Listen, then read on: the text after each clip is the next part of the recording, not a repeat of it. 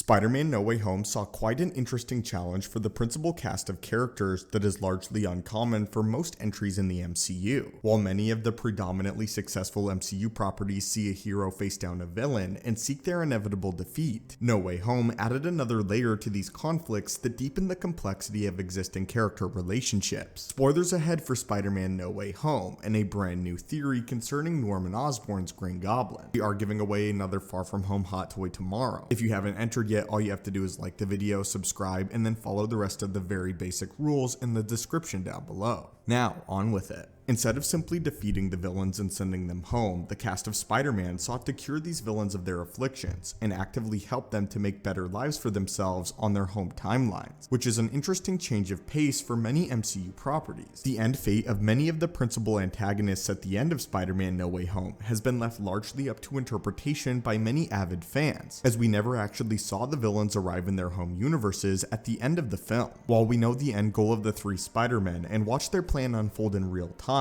many have been left to wonder whether or not the villains were still returned to their primary timelines, or if their reappearance caused various Nexus events that led to splintered realities as we saw in What If and Loki. Though they were cured, we have very little indication as to what happened after this moment and after they were seemingly returned home. One villain in particular has left fans with a few lingering questions, and many fans believe that they have discovered the exact moment that this villain was pulled into the MCU and subsequently returned to his home timeline.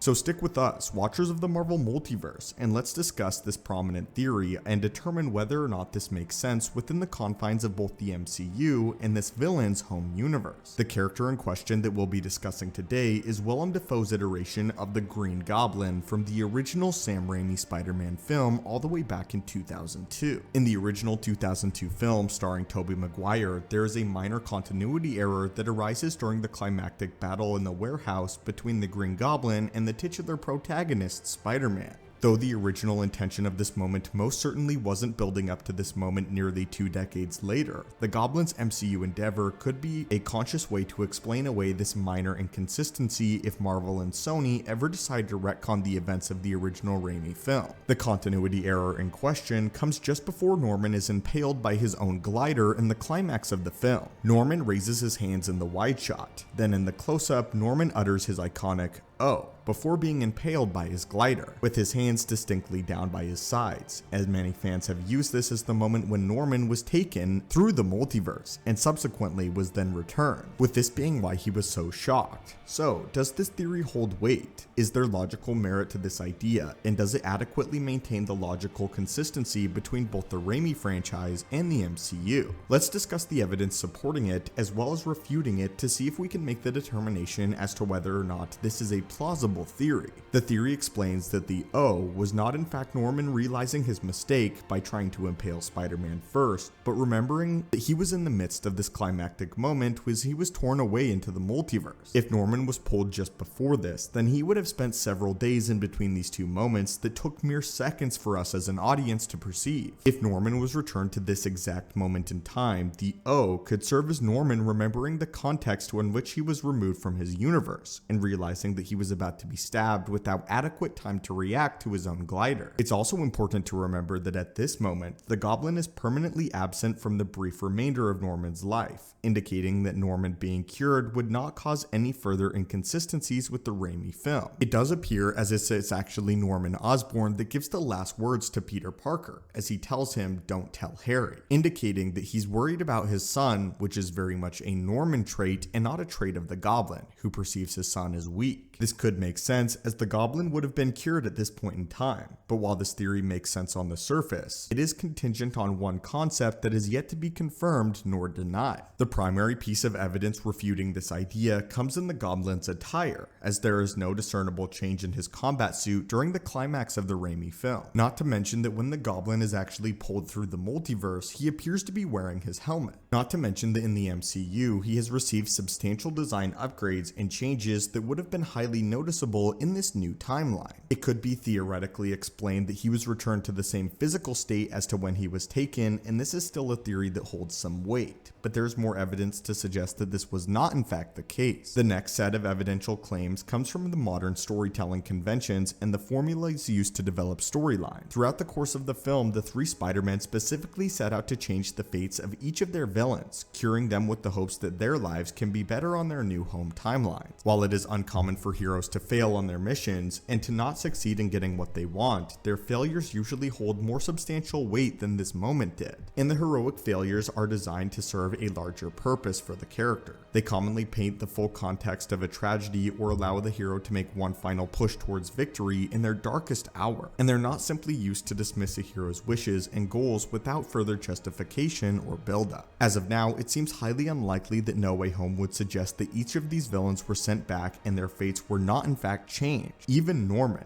especially given the logic presentation by the film itself. And it seems far more likely that these villains created nexus events in their home realities that led to branching timelines, where these respective villains were then able to live out different lives in brand new realities created. As it stands, it appears as if this continuity error is still just that, an error made by the filmmakers that serves as nothing more than a fun slice of interesting trivia for avid movie fans. If this moment was retconned, it would not only cause a substantial change to the Raimi film, but it would also be a major disservice to the events of No Way Home, and would be highly disrespectful to the events of that film as well. Nonetheless, it's a popular theory that I saw floating around that I wanted to address. But anyway, my friends, what do you think of this theory? Do you believe that this was the moment that the Goblin was pulled into the multiverse? Or do you believe that his return created a Nexus event in the Raimi franchise? If you believe it created a Nexus event, what do you think took place on the new timeline? As always, my friends, thank you guys so much for watching the channel. Hit that subscribe button to assemble and join our team, and I hope you have a great day.